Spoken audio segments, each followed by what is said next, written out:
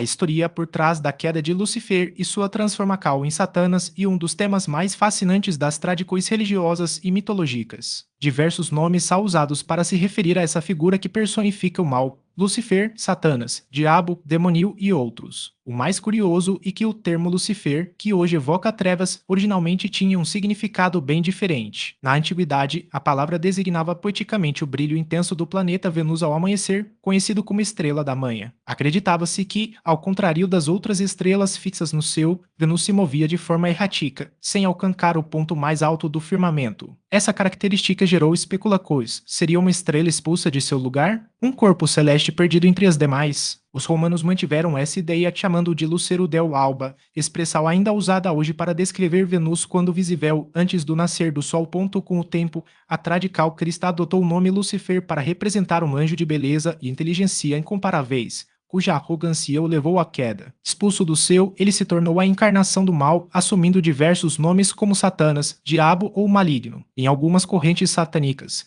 Lúcifer integra uma triade demoníaca ao lado de Beelzebub e Leviata, enquanto em outras tradições essa triade é formada por ele, o anticristo e o falso profeta, como uma espécie de contraponto à Santíssima Trindade. A figura de Satanás como conhecemos hoje não existia nos textos mais antigos da Bíblia hebraica. Sua concepção começou a se desenvolver apenas no início do Império Persa, por volta do século V a.C., quando os judeus viviam sob o domínio de Ciro o Grande. O nome Satanás vem do hebraico a-Satan, que significa o opositor ou adversário. Mais tarde, os gregos traduziram esse conceito como diabolos caluniador e, em inglês, derivou para devil demônio, reforçando seu papel como acusador e tentador. O mal sempre acompanhou a humanidade, seja como consequência de desastres naturais ou como resultado de ações humanas destrutivas. Desde os tempos mais remotos, os seres humanos enfrentaram enchentes, terremotos, pragas, doenças e violência. À medida que as civilizações criavam suas mitologias e sistemas religiosos, surgiu a necessidade de explicar a origem do mal. Muitas culturas atribuíram a um ou mais deuses supremos o controle tanto do bem quanto do mal, associando essa dualidade à onipotência divina. No livro de Isaías, por exemplo,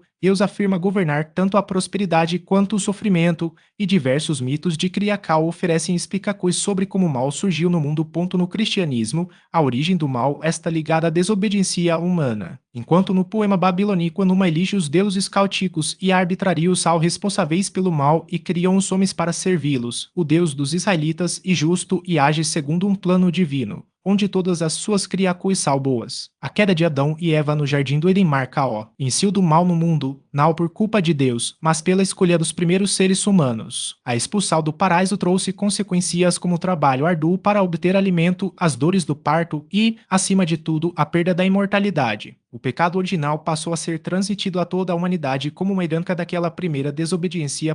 Outro episódio bíblico que reforça a ideia do castigo divino e o dilúvio universal. No Gênesis, Deus conversa com seus anjos enquanto cria o mundo, mas há um trecho intrigante em que anjos rebeldes se unem a mulheres humanas, gerando os nefilins, uma raça de gigantes. Essa união antinatural e suas consequências teriam sido uma das razões para o dilúvio, com o qual Deus puniu a humanidade. Muitas mitologias antigas, incluindo a grega, descrevem deuses que se relacionavam com mortais, mas a tradical hebraica rejeitou essa ideia, considerando-a pecaminosa e propensa a levar à idolatria. Uma das questões mais antigas e complexas da teologia e, se Deus é bom, porque permite o sofrimento e o mal, essa indagação é abordada pela teodiceia, um ramo da filosofia que busca justificar racionalmente a existência de Deus e explicar seus atributos. O livro de Jó, escrito por volta do século V a.C., e o primeiro texto conhecido a tratar desse dilema. A narrativa começa com uma cena em que os anjos prestam contas a Deus, e entre eles está Satanás, cujo nome já revela sua funcal, o opositor. Sua missão é percorrer a terra, testando os seres humanos para ver se permanecem fiéis ou cedem às tentações. Ao apresentar seu relatório, Satanás desafia Deus a provar a lealdade de Jó, um homem justo e temente a ele. Satanás, então, questiona Deus sobre Jó, um homem rico e próspero, mas cuja devoção, segundo ele, não seria genuína. Afinal, Jó só permaneceria fiel porque Deus o havia abençoado com prosperidade, saúde e uma família numerosa. Para testar essa lealdade, Deus permite que Satanás aflija Jó, tirando-lhe tudo o que possuía, exceto a própria vida. A confiança divina na integridade de Joe era tamanha que ele acreditava que, mesmo diante das piores adversidades, o homem não abandonaria sua fé. Satanas, então, desencadeia uma série de desgraças sobre Joe. Em um único dia, seus rebanhos são roubados ou destruídos, seus servos são mortos e, o mais doloroso, seus 10 filhos perecem quando a casa em que estavam desaba durante uma tempestade. Mesmo assim, Joe mantém sua fé, dizendo: "No sai do ventre de minha mãe e no tornarei para lá. O Senhor deu, o Senhor tirou. Bendito seja o nome do Senhor." Insatisfeito, Satanás pede permissão a Deus para atacar a saúde de Joe e recebe autorização para afligi-lo com uma doença terrível. Úlceras dolorosas cobrem seu corpo da cabeça aos pés. Sua esposa, desesperada, o instiga a amaldiçoar Deus e morrer, mas Joe recusa. Até mesmo seus amigos, que inicialmente o consolam, acabam acusando de ter cometido algum pecado secreto para merecer tal castigo, pois, em sua visão, um Deus justo não permitiria que um homem inocente sofresse tanto ponto diante de tanta dor. Joe clama a Deus, exigindo uma explicação. Quando finalmente Deus responde, não oferece justificativas,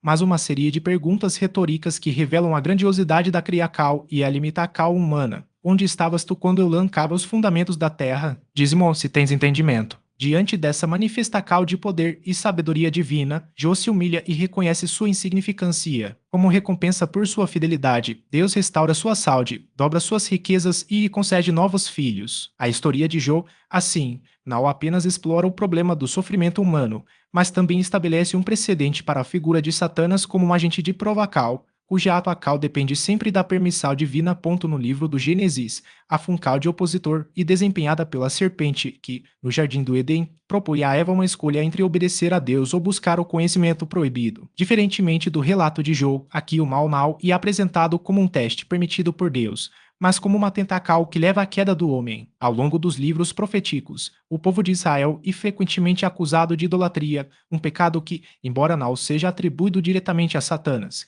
reflete a influência de forças espirituais contrarias à vontade divina. No zoroastrismo, religião persa que floresceu entre os séculos XIV e X a.C., o mal assume uma forma mais estruturada. A Ahura Mazda, o deus da luz e da sabedoria, representa a pureza e a ordem, enquanto Andra Mainyu ou Ahriman encarna o caos, a destruição e a mentira. Esses dois princípios opostos governam o universo e a existência humana e um campo de batalha entre eles. Quando os caldeus, sob o comando de Nabucodonosor II, destruíram Jerusalém em 586 a.C. levaram os judeus ao cativeiro na Babilônia, essa visão dualista do bem e do mal passou a influenciar o pensamento hebraico. Mais tarde, quando Ciro, o Grande, conquistou a Babilônia em 539 a.C. permitiu que os judeus retornassem a Jerusalém, eles reconstruíram o segundo templo no mesmo local onde antes estivera o Templo de Salomão. Durante o exílio babilônico, elementos do zoroastrismo foram incorporados à teologia judaica, e a figura de Satanás, antes um acusador celestial, passou a ser associada a Andra Mainyu, tornando-se o principal representante do mal. A seita judaica dos essênios, que floresceu por volta do século II a.C., se estabeleceu em Qumran, levou essa personificação do mal ainda mais longe. Os manuscritos do Mar Morto, atribuídos a eles, apresentam uma visão radicalmente dualista, na qual o mundo é dividido entre os filhos da luz e os filhos das trevas. Satanás, chamado de Belial nesses textos, não é apenas um tentador, mas o líder de um exército demoníaco que guerreia contra Deus. Os essênios acreditavam que os demoníos, sob o comando de Satanás, possuíam aqueles que escolhiam o caminho das trevas, levando-os a cometer atos malignos. Essa visão não se limitava a inimigos externos. Qualquer pessoa ou grupo que discordasse dos essênios era considerado aliado de Belial, incluindo outros judeus. Além de Belial, os essênios também introduziram uma hierarquia demoníaca, espelhando a organização celestial. Enquanto no céu havia arcanjos e anjos servindo a Deus, no inferno surgiam príncipes e governantes das trevas, cada um com funções específicas. Um desses demoníos era Beelzebul, originalmente associado ao deus cananeu Baal, mas que, nos textos posteriores, tornou-se conhecido como o Senhor das Moscas, uma referência à corrupção e à decadência. Essa estrutura demoníaca refletia a crença de que o mal não era apenas uma força abstrata, mas uma organização complexa, com líderes e subordinados dedicados a corromper a humanidade. Entre os manuscritos do Mar Morto, o livro de Enoque e o livro dos Jubileus oferecem narrativas ainda mais detalhadas sobre a origem de Satanás. No livro de Enoque, os filhos de Deus, anjos que se rebelaram, são punidos por ensinar aos humanos segredos proibidos, como a metalurgia e a magia. Como castigo, são lançados em um abismo eterno, tornando-se demoníacos. Já o livro dos Jubileus, escrito por volta do século II AC, apresenta Satanás sob o nome de Mastema, que significa ódio ou hostilidade. Segundo esse texto,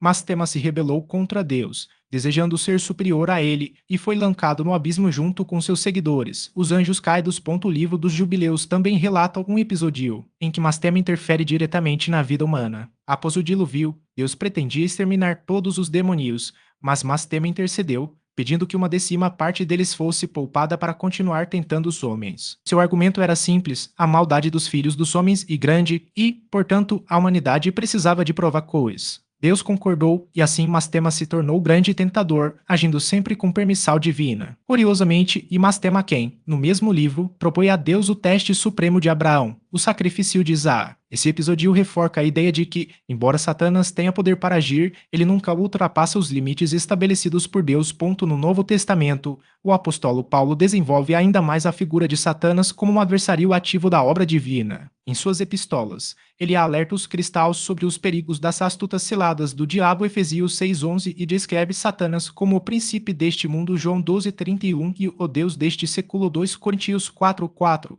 que cega os incrédulos e os impede de ver a luz do Evangelho. Paulo também menciona que os demônios atuam como agentes de Satanás, interferindo na propagação da fé. Em uma de suas cartas, ele revela que desejava visitar os Tessalonicenses, mas foi impedido por Satanás. Por isso quisemos ir ativos, pelo menos eu, Paulo, não uma, mas 2 vezes. Contudo, Satanás nos barrou o caminho. 1 Tessalonicenses 2:18. Essa passagem ilustra como, mesmo para um apóstolo, as forcas do mal representavam um obstáculo real, embora nunca insuperavel a compreensão cristã do mal. Essas tradições, enraizadas em mitologias ancestrais, contribuíram com elementos simbólicos que, mais tarde, seriam reinterpretados ou incorporados à figura de Satanás. Entre os celtas, por exemplo, existiam divindades associadas à escuridão e ao caos, como o deus Cernunnos, representado com chifres e ligado à fertilidade e aos ciclos da natureza. Embora não fossem entidades malignas em si, sua iconografia e atributos, como a conexão com animais selvagens e o submundo, acabaram influenciando a posterior demonização de certas imagens no imaginário cristão.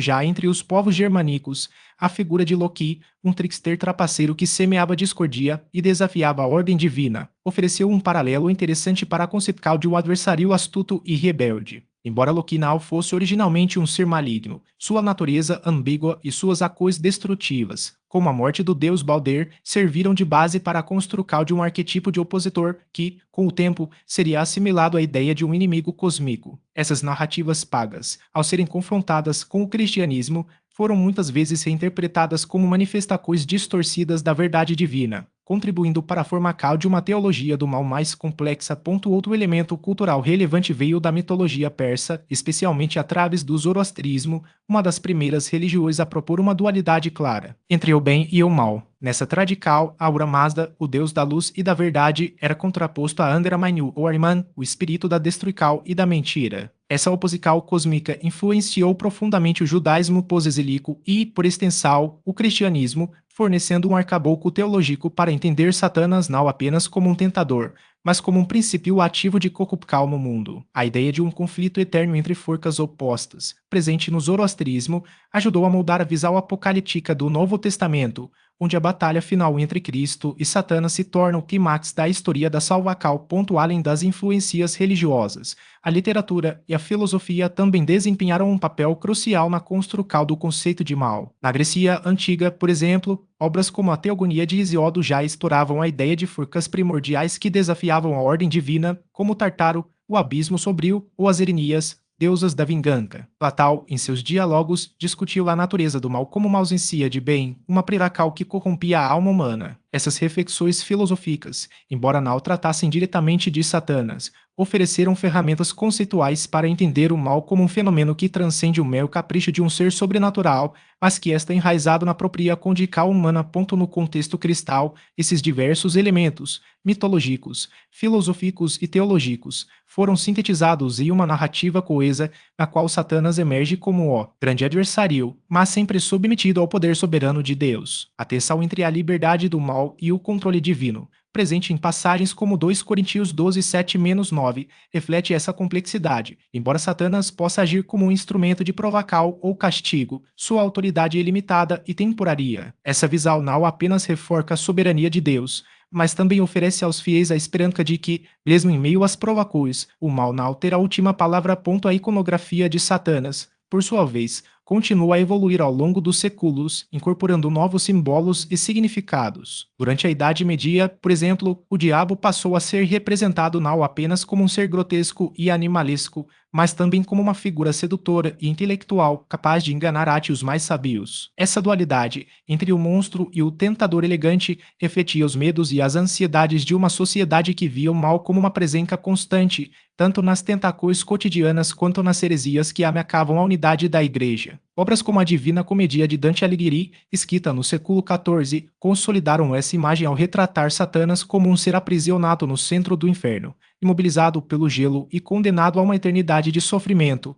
mas ainda assim capaz de inspirar terror e desespero. A misoginia associada à figura de Eva e à serpente do Éden também se aprofundou nesse período, com teólogos e escritores reforçando a ideia de que a mulher era, por natureza, mais suscetível às influências demoníacas. Essa visão, embora contestada por alguns pensadores, tornou-se um elemento recorrente na cultura ocidental, influenciando desde tratados teológicos até obras de arte e literatura. A Cacas Bruxas, que atingiu seu auge entre os séculos XV e XVII, foi um dos desdobramentos mais trágicos dessa associação, a qual milhares de mulheres foram acusadas de pactos com o demônio e perseguidas com violência. Por fim, a compreensão do mal no cristianismo não se limita a uma mera oposição entre Deus e Satanás, mas envolve uma reflexão mais profunda sobre a natureza humana e a liberdade. A queda de Adão e Eva, narrada no Gênesis, simboliza não apenas a entrada do pecado no mundo, mas também a capacidade humana de escolher entre o bem e o mal. Nesse sentido, Satanás atua como um catalisador,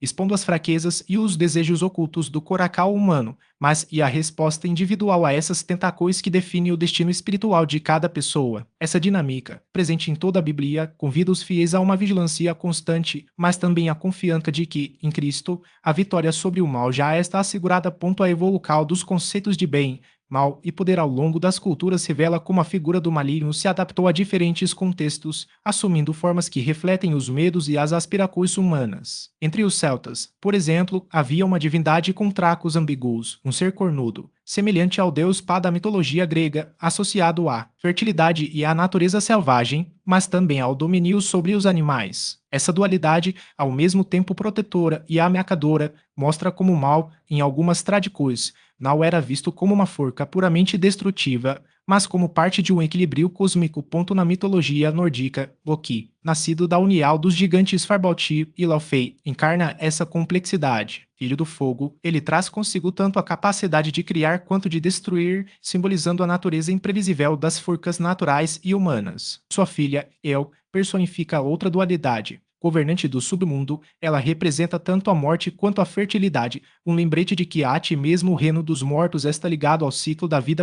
Com o advento da Idade Média, a imagem de Satanás se consolidou como uma entidade mais definida, dotada de atributos animalescos e capaz de assumir múltiplas formas para enganar os fiéis. Essa crença gerou uma cultura de vigilância constante, onde sinais como água benta, o sinal da cruz, rosarios e hostias consagradas se tornaram escudos contra as investidas demoníacas. Foi nesse período que surgiu a ideia do pacto com o diabo, um acordo em que a alma era trocada por riqueza, poder ou conhecimento. Essa narrativa encontrou sua expressão máxima séculos depois, na obra Fausto, de Goethe, onde o protagonista, movido pela ambição, desafia os limites da moral em busca de sabedoria e prazer. A intervenção divina, muitas vezes personificada na figura de Maria, era vista como a única forma de romper tais pactos, enquanto os rituais de exorcismo, ainda praticados por alguns sacerdotes católicos, se desenvolveram como resposta à possessão demoníaca. A literatura também desempenhou um papel fundamental na construção do imaginário sobre o inferno e o mal. Dante Alighieri, em sua Divina Comédia, ofereceu uma visão sistematizada do além, dividindo o inferno em 9 círculos, cada um reservado a um tipo específico de pecado. Do limbo, onde habitam as almas virtuosas que não conheceram Cristo, até o 9º círculo, reservado aos traidores,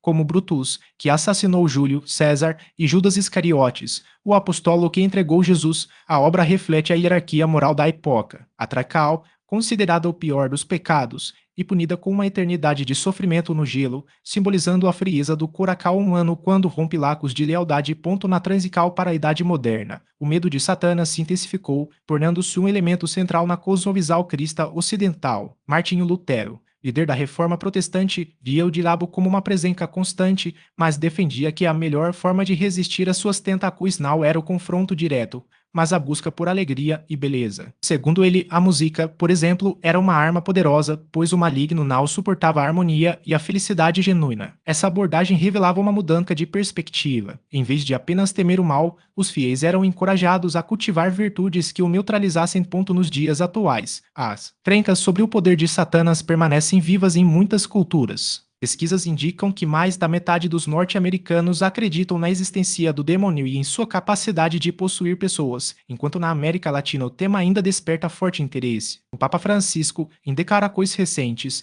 reforçou a posição da Igreja Católica ao afirmar que o diabo é uma entidade real e astuta, conhecedora até mesmo dos mistérios da teologia. Essa persistência da figura satânica, mais de 2000 anos após sua primeira aparição nos textos sagrados, demonstra como o mal continua a ser um espelho das inquietações humanas, seja como símbolo de tentacal, como forca a ser combatida ou como metáfora dos próprios conflitos internos. Compreender essa trajetória não é apenas um exercício histórico, mas uma forma de refletir sobre como as sociedades lidam com o desconhecido, o proibido e o transcendente. Afinal, um povo que desconhece sua história está fadado a repetir seus erros e, talvez, a subestimar as sombras que habitam tanto o mundo quanto o coração humano.